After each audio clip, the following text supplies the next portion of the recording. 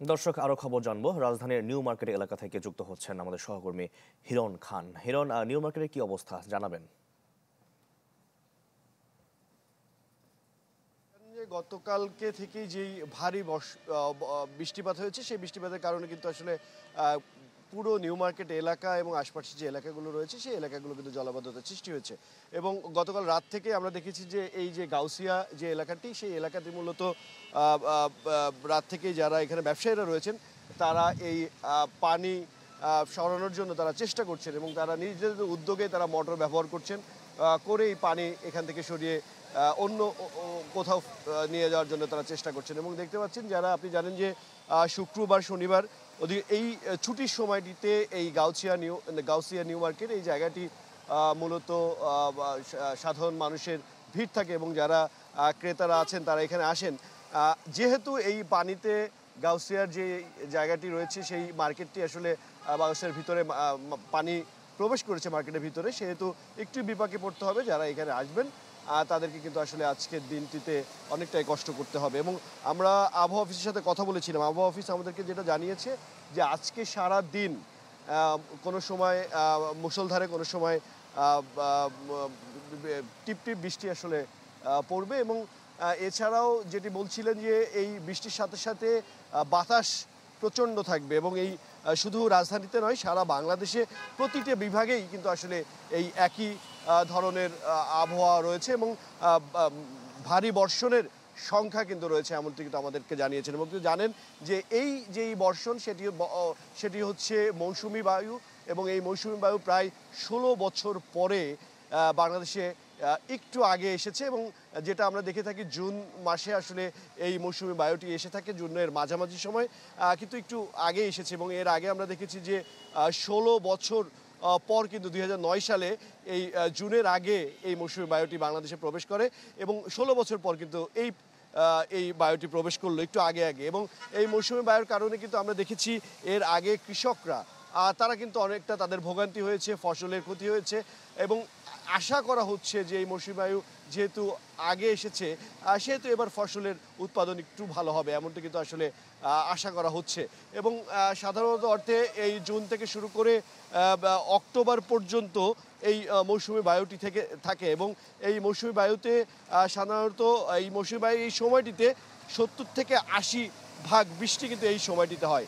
এবং আপনি দেখতে পাচ্ছেন যে এই ভারী বর্ষণের কারণে যান চলাচল, যেটি নিউ মার্কেট এলাকাতে আসলে যান চলাচল অনেকটাই বিঘ্ন হচ্ছে।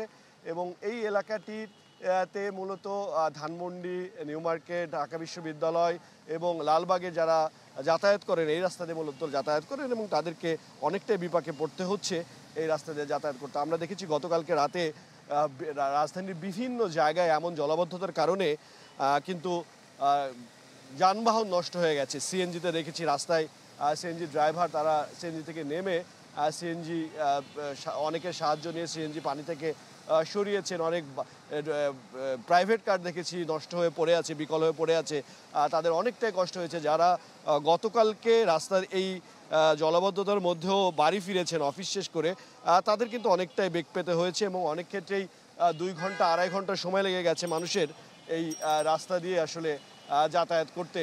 এবং সেই বিজয় সরণি 27 নম্বর, এছাড়াও উত্তরা, মিরপুর 10 নম্বর এবং উত্তরা বিভিন্ন জায়গায় কিন্তু আসলে পানিতে তলিয়ে গেছে, যার কারণে যারা গতকাল রাত্রে যাতায়াত করেছেন অনেকে 8টার সময় বের হয়ে রাত 11টা 12টার সময় বাসায় ঢুকেছেন। এবং এখনও কিন্তু দেখতে পাচ্ছেন যে এই যে জলাবদ্ধতার যে অবস্থা, সেই অবস্থায় যারা এখন বাইরে বের হচ্ছেন তারা কিন্তু অনেকেই বিপাকে পড়ছেন।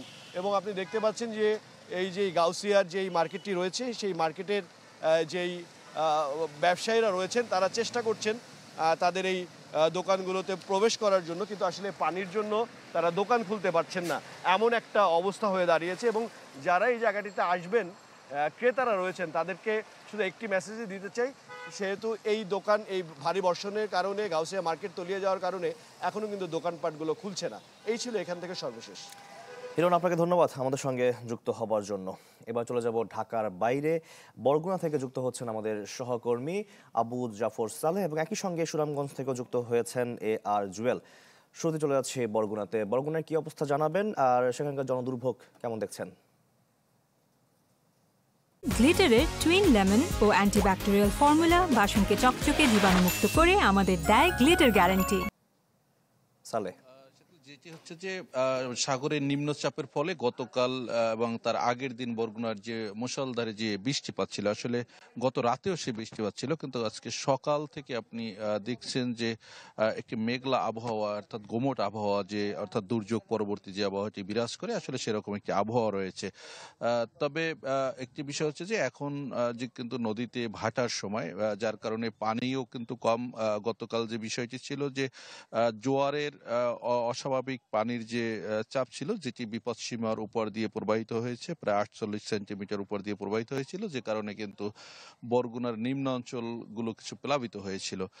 তো আজকেও সে জোয়ার আরো হয়তো 2-2.5 ঘন্টা পরে, অর্থাৎ 11:30-12টার দিকে সে জোয়ার আসবে। হয়তো সেই জোয়ারে পানির গতিবেগ কত থাকে বা কি পরিমাণ পানি থাকে সেটার উপর নির্ভর করবে, অর্থাৎ কি হয়। আর আসলে গতকাল থেকে যে বৃষ্টিপাত ছিল, আসলে বৃষ্টি হলেও কিন্তু কোথাও কোনো বড় ধরনের কোনো দুর্ঘটনা, বা আসলে জানেন যে বরগুনাতে প্রায় 805 কিলোমিটার বেড়িবাঁধ রয়েছে, এখানে ঝুঁকিপূর্ণ বেশ কিছু পয়েন্ট রয়েছে।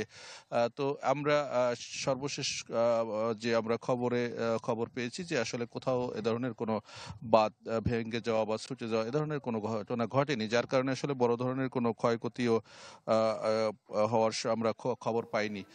তো আসলে যদি জোয়ারের যদি আজকে হয়তো পানি উন্নয়ন বোর্ডের কর্মকর্তারা যে বিষয়টি জানিয়েছেন যে গতকালকের চেয়ে আজকে পানির যে উচ্চতা সেটি কম থাকতে পারে। যদি পানির উচ্চতা কম থাকে এবং যদি কোথাও কোনো বাঁধ যদি ভেঙে না যায়, সেক্ষেত্রে কিন্তু আবু জাফর সালেহ, আপনাকে ধন্যবাদ আমাদের সঙ্গে যুক্ত হওয়ার জন্য। এবার চলে যাব সুনামগঞ্জে, সেখানে রয়েছেন AR জুয়েল। জুয়েল, সুনামগঞ্জের পরিস্থিতি যদি বলি, গতকালকেতেই কিন্তু প্রচুর বৃষ্টিপাত হচ্ছে এবং রাত ভোর বৃষ্টি ছিল, এখনো সেই বৃষ্টিপাত আছে এবং সাথে কিন্তু সুনামগঞ্জের যে সীমান্ত এলাকার যে এবং মেঘালয় যে চেরাপুঞ্জি, সেইখানে কিন্তু প্রচুর বৃষ্টি হয়েছে, যার ফলে কিন্তু নদীর পানি অনেকটা বৃদ্ধি পেয়েছে, বেড়েছে হাওরের পানি। তবে এখনো সুনামগঞ্জের সুরমা নদীর পানি বিপদসীমার অনেকটা নিচে আছে, যার ফলে কিন্তু বড় ধরনের বন্যা কিংবা বন্যার সংখ্যা নেই বলে জানিয়েছে পাউবো কর্মকর্তারা। তারপরও পরিস্থিতি মোকাবেলায় যদি আগামী দুদিন বৃষ্টির যে সম্ভাবনা আছে এবং পাহাড় ঢলের সম্ভাবনা রয়েছে, সেই কারণে সুনামগঞ্জ নিম্নাঞ্চলের যে এলাকাগুলো আছে সেই এলাকাগুলো কিন্তু পানি বৃদ্ধি হতে পারে, সেই চিন্তা করে কিন্তু এবং বন্যার যে সব ধরনের প্রস্তুতি ইতিমধ্যে প্রশাসন থেকে রাখা হয়েছে। তারা বলেছেন যে সবগুলো আশ্রয় কেন্দ্র ইতিমধ্যে প্রস্তুত রাখা হয়েছে এবং যদি সুনামগঞ্জে বন্যার কোনো পরিস্থিতি তৈরি হয়, সেই ক্ষেত্রে তারা সব ধরনের প্রস্তুতি মোকাবেলা ইতিমধ্যে সব উপজেলা কর্মকর্তাদেরকে নির্দেশ দিয়ে রেখেছেন। তবে এখন পর্যন্ত বন্যার বড় ধরনের কোনো সংখ্যা নেই, যেহেতু বৃষ্টিপাত হচ্ছে সেই কারণে পানি বাড়ছে এবং নদীর পানি কিন্তু অনেকটাই বেড়ে চলেছে, সেই কারণে মানুষের কিছুটা আতঙ্কিত আছেন। তবে এখন পর্যন্ত বৃষ্টির কারণে নদীর পানি বাড়লেও নদীর বিপদসীমা এখন ছাড়ায়নি। সব মিলিয়ে সুনামগঞ্জে প্রচুর বৃষ্টি হচ্ছে এবং এই বৃষ্টি আর 2 দিন হয়তো অব্যাহত থাকবে। তবে বৃষ্টি কমার পরে সেই নদীর পানি যদি কমতে শুরু করতে পারে বলে জানিয়েছে পাউবো কর্মকর্তারা। জুয়েল, আপনাকে অসংখ্য ধন্যবাদ আমাদের সঙ্গে যুক্ত হওয়ার জন্য। দর্শক, জলাবদ্ধতা ও বৃষ্টিপাতের খবর জানাতে ঢাকা এবং ঢাকার বাইরে থেকে যুক্ত হয়েছিলেন আমাদের সহকর্মীরা।